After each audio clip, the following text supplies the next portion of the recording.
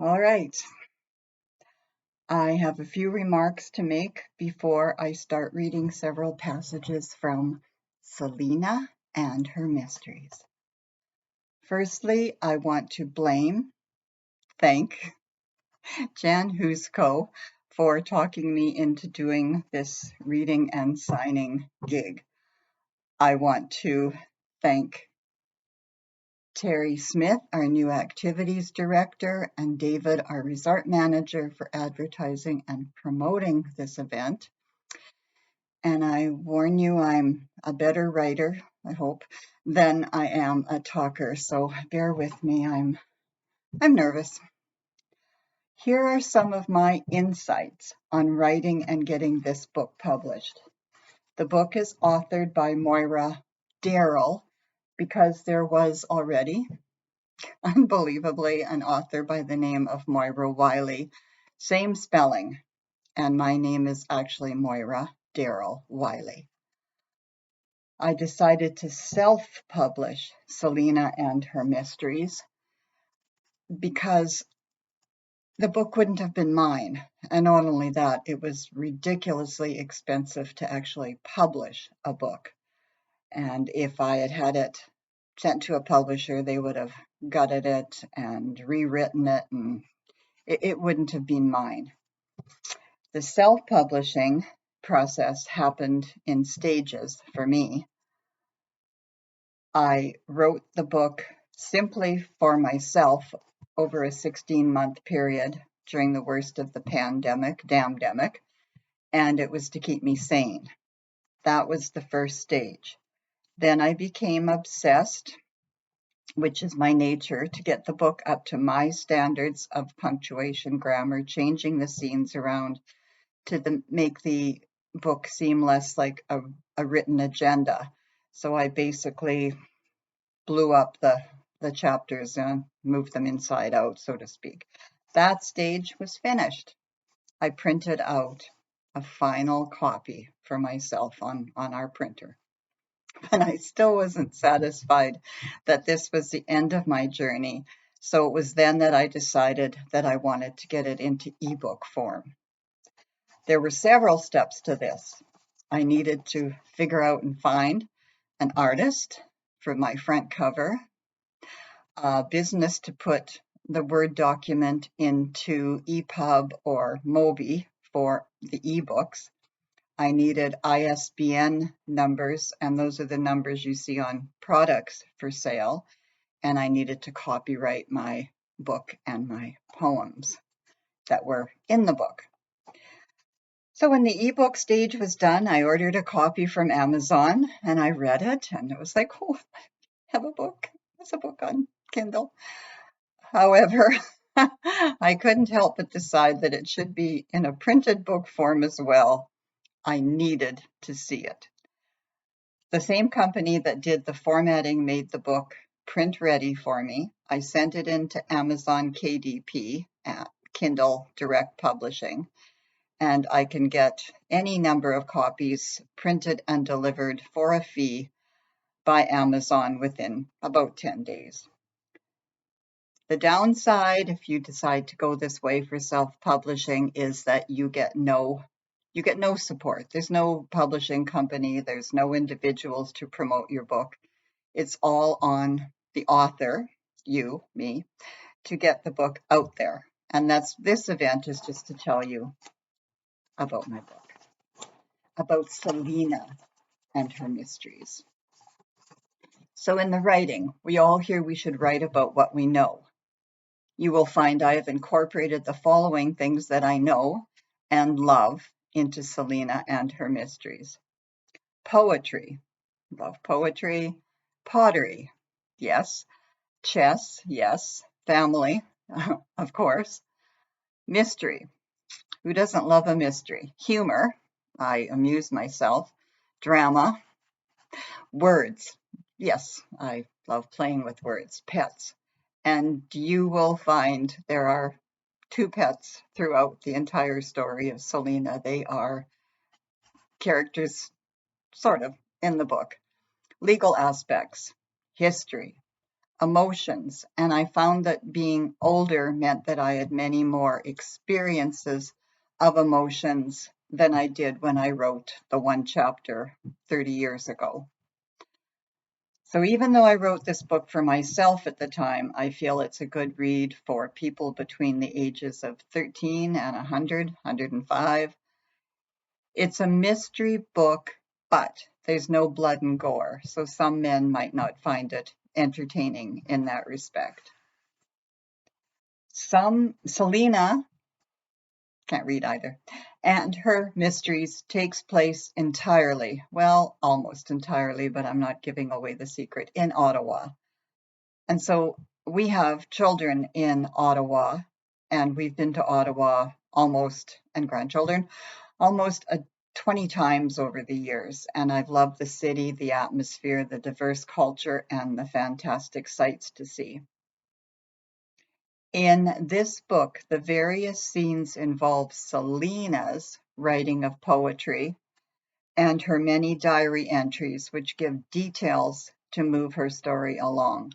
There are letters found, she has flashbacks, and surprises are discovered, which lend interest to the book. For me, anyway. And I'm very excited about Selena and her mysteries, and I have to say that I have read it many times, many times myself, and I still enjoy it. What I like about my book, I like the characters who actually did grab me and pull me along with them. They seemed very real to me, and they guided me which direction the book should go. I like the relationships of each character relative to Selena and her mysteries. I like the emotions that I still feel when I read segments of the book. Laughter. A couple of scenes make me smile. Sadness. I get a tear in my eye because some scenes are actually real to me. Anger at the deceit. Oh. Delight at Selena's happy times and her happy memories. Curiosity at what has happened in Selena's family and her past. What mysteries will present themselves and what mysteries will be solved in Selena's life. So after I've read the passages, there should be time for questions that you may have. Make them simple. I will now read several passages from Selena and her mysteries. Since reading very much of any scene would give you information that would ruin the book if you chose to read it, most passages will be short, hopefully interesting segments. So here goes. The book is Selena and Her Mysteries by Moira DARRELL. On the back, it gives the whole blurb, they call it, of what the book's about. So, honestly, is there nothing I believed 5 days ago that actually is what I thought it was? Selena Jenkins, a young woman, lives in a huge house full of mysteries. As doors are opened, mistakes are inevitable. Extraordinary travel takes place, ensuring Selena must mature quickly or be lost in a situation where she cannot stay. Duplicity is in the wings, friendships grow stronger, love is whispered, shadows drift by, memories are blurred. Selena's life is complicated as people and events necessitate her to overcome heartbreaking deceit and to make difficult life decisions. Family mysteries swirl tightly around her, overpowering her thoughts as she searches for answers in unexpected places and circumstances. What she finds will change her life and bring hope for love and finally understanding of all the mysteries that shape her past and her present. So the prologue starts a little bit the same, but has a few short sentences. Prologue. I can't ask Aunt Jenny. Honestly, is there nothing that I believed 5 days ago that actually is what I thought it was? Should I begin a list of what I have discovered in recent days? Would it make me feel more or even less in control? There are so many strange things, so many mysteries. Backing away as she has instructed herself, Yet hesitating, Selena moved to the door and closed it, hearing a firm click. With precision, she locked the door with the key she had found. Remembering back to that afternoon, she also remembered another afternoon, another child. Now she knew who they were, where they had come from, how far they had traveled, and what had happened in the years between. But there were those remaining mysteries still unsolved. Partway through chapter 1. Her thoughts continued to roam as she left the room and headed to her bedroom to get ready so she could catch the bus to her morning university class. I'm well aware of my aunt being an eccentric and private lady who does not mix with people of the town. I'm concerned about Aunt Jenny's mounting reclusiveness. There's no friends with whom she associates. The neighbors are polite, but no one comes to visit her. Then a memory popped into her mind. Wait, except for that couple and their children. Who were they? When I was 9 or 10, a couple came to visit Aunt Jenny with a baby girl. I'd been upstairs reading. I remember coming downstairs to get a glass of milk and some cookies. I came into the living room, and a couple and child were with her. Selena, it's so wonderful to see you again. How are you? Nice to see me again? That was an odd statement. Who are these people? Oh, I'm good. How are you? We are well, thank you. We just came for a quick visit. We have to leave soon. Selena got her glass of milk and cookies. She returned to the living room with an extra cookie in hand. May I give this to your baby? That would be lovely. You are always so thoughtful. Thoughtful? Always? Huh? They know me? Selena spent a few minutes playing with the child while also listening to the adult conversations. I've found out nothing from listening to them. These people seem to really know Aunt Jenny.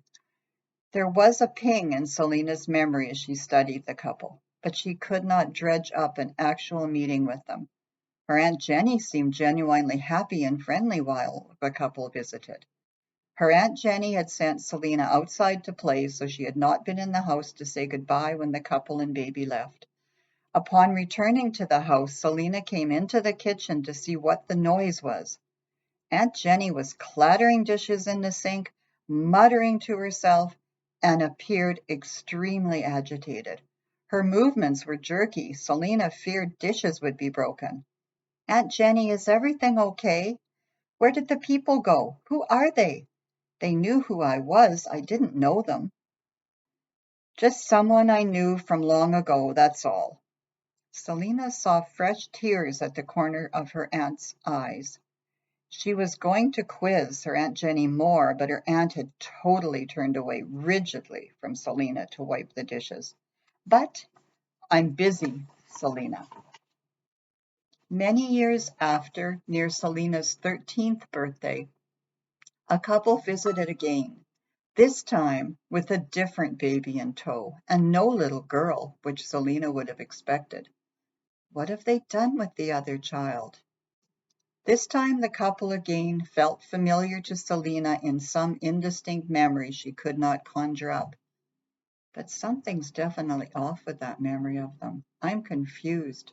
But oh well, I'm glad Aunt Jenny has someone visiting her.